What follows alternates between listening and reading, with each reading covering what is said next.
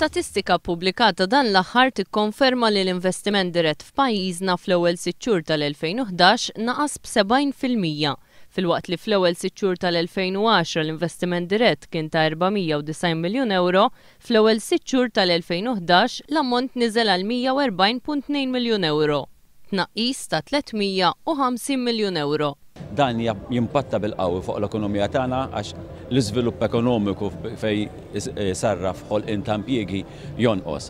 Pajjiżna ilu jsofri minn dan it-tnaqqis ta' investiment mis-sena 2006 u l-gvern baqa' differenti għal din ir-realtà. L-istatistika tikkonferma wkoll li l-biċċa l-kbira tal-investiment dirett ġej mis-settur finanzjarju u dak tal-assigurazzjoni. Il-kelliem ewlieni laburista Charles Manjon qal li dan huwa investiment mixtieq u jeħtieġ li jitkabbar, iżda l-effett tiegħu fl-iżvilupp ekonomiku huwa minimu għaliex ħafna mill-istess investiment jerġa' jmur lura barra mill-pajjiż.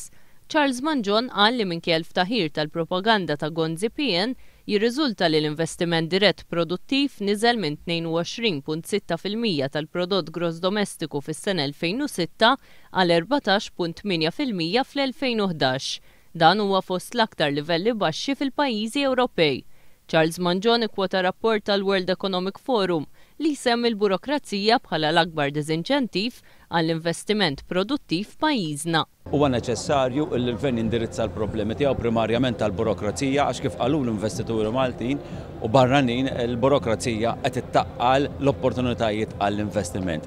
Din hija issue li l-gvern irid jindirizza jekk effettivament aħna rridu l-ekonomija tagħna tikber quddiem dan il-maltemp li hemm madwarna, jekk iridu l-ekonomija tibqa' toħloq l-impjiegi u toħloq impjiegi li jirrendu u mhux impjiegi prekarji.